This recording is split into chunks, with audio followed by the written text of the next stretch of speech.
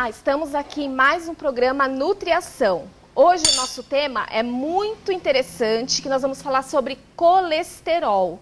Muitas pessoas, né, tanto adultos, idosos e crianças, nós estamos encontrando, principalmente nas escolas, né, onde eles passam a maior parte do tempo, com colesterol elevado. E o que é esse colesterol elevado? Muita gente fala que é por conta hereditária. Ah, minha mãe tem, meu pai, meu avô, minha avó. Tudo bem, isso é um fator. Só que o que nós mais vemos hoje é a alimentação errada. Então, é muito consumo de carnes vermelhas, de produtos embutidos, né, como salsicha, presunto, salame, consumo de lanches e pouca quantidade de vegetais, verduras, frutas e legumes. Só que hoje eu estou aqui para falar para vocês, passar algumas dicas para quem tem colesterol alto e para quem não quer ter, que é esse o grande fator, né, da nutrição. A gente tem que trabalhar com a prevenção e não esperar adquirir a doença para eu poder ter essa alimentação mais balanceada. Então, estou aqui para falar de alguns alimentos que ajudam a controlar o colesterol. Ou, melhor falando, ajuda a reduzir o colesterol.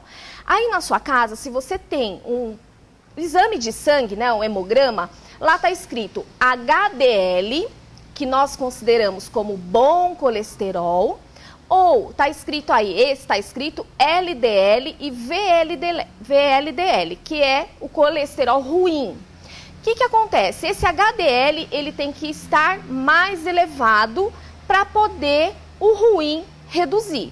Como é que eu faço isso? Eu preciso reduzir consumo de frituras, de carnes, né, principalmente aquela gordurinha. Quem tem colesterol alto geralmente gosta de pegar a gordurinha do prato do outro. Então isso não pode existir, da gente ficar comendo essa gordura.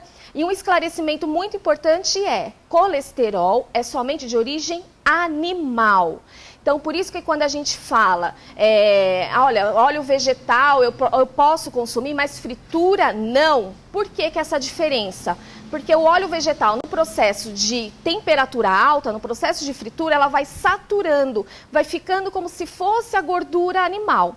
Então, por exemplo, se você fizer na sua casa uma linguiça assada, fura bem a linguiça, coloca numa assadeira, deixa lá no forno, ela vai ficar, depois de um tempo, se você tirar essa linguiça, deixar essa gordura em temperatura ambiente, ela vai ficar dura, vai ficar uma capa de gordura.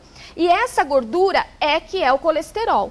Então, aqueles pontinhos brancos da linguiça, os pontinhos brancos da mortadela, do salame, é isso que vai entupir as nossas artérias.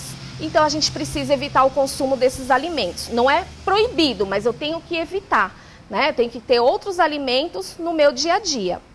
Eu já ouvi muita gente falando que, para tirar a gordura da linguiça, a ferventa, joga essa água fora e depois frita. Não adiantou nada. Então, é melhor fazer a fritura, né? Não fazer fritura, mas se for fazer, faz essa fervura na água, joga a água fora e dá uma rápida fritura lá e vai fazer o seu consumo mais uma vez por mês. Não fica consumindo isso todos os dias. E uma outra coisa muito importante, nada de pegar a frigideira e guardar lá no forno. Essa gordura, uma vez que fez fritura, joga fora. Aí eu falava, vai ficar muito caro, então não faça fritura. É a melhor opção que nós temos. Então vamos falar um pouquinho de alguns alimentos aqui que ajudam a aumentar esse bom colesterol, o HDL. Então, o primeiro deles é o abacate. Muita gente vai falar, não, ela tá errada, né? A Daniela tá louca. Não, o abacate já foi comprovado que se a gente consumir uma colher de sopa, eu tenho uma colher de sopa aqui para vocês verem, né, que é só isso. Já existe uma frase, é muito antiga, que fala, faça do seu alimento o seu medicamento.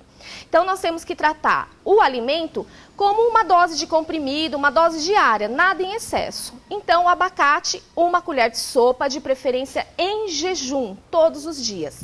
Nada de pôr açúcar, leite condensado. A gente, se quiser, pode pingar umas gotinhas de limão ou de laranja e comer essa uma colher só de sopa de abacate por dia. Então, o abacate é super importante para a nossa saúde, para regular os níveis de colesterol. Outro alimento bom, né, para o coração é o azeite. Também de uma colher de sobremesa a uma colher de sopa de azeite por dia. Mas esse azeite eu tenho que consumir no meu dia. É uma colher de sopa ou de sobremesa para mim. E não para todos os membros da casa. Então, esse azeite, a melhor acidez que nós temos é de 0,5% para baixo. Então, 0,5%, 0,4%, 0,3% é um azeite ideal que vai fazer o meu colesterol entrar, né, em equilíbrio o mais rápido possível. Nós temos aqui a semente de linhaça, que nós já falamos, né, da semente de linhaça em outro programa. Se você não assistiu, procure, né, para assistir, que ficou bem interessante. Essa semente de linhaça, a recomendação também é 1 colher de sopa que nós temos para consumir. Você pode jogar na refeição, né, no arroz e feijão, ou bater com suco. Aqui dá para observar, não sei se vocês aí em casa conseguem ver, mas a gente tem um farelo, né, dessa semente de linhaça.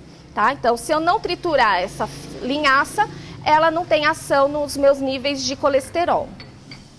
Outra sementinha que tem gente que tem o hábito de comer só em alguns lanches ou em pães é a semente de gergelim. Gergelim a gente tem o branco e o escuro.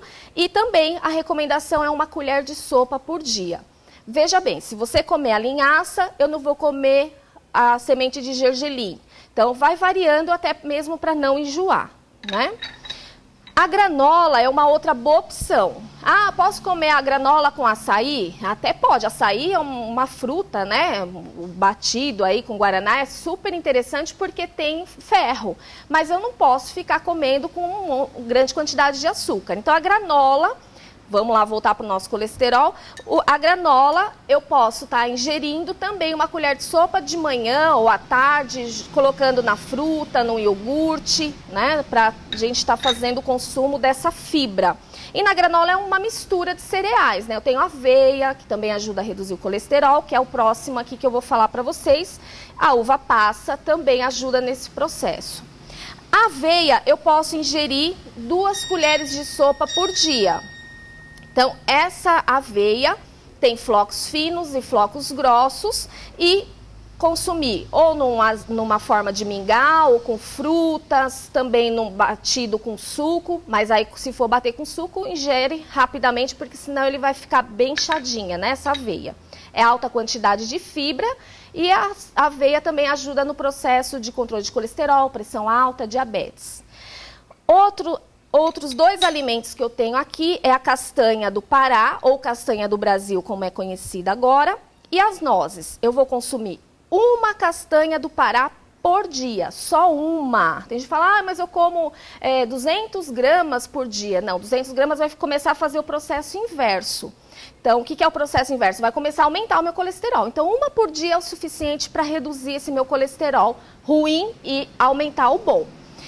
Então, eu vou comer ou 1 castanha do Pará, ou aqui tem a metadinha, né, das nozes, posso comer 2 nozes por dia. Então, ou a castanha do Pará, ou as nozes, tá? Não vamos comer os 2 juntos, porque senão vai aumentar muito a minha quantidade de caloria.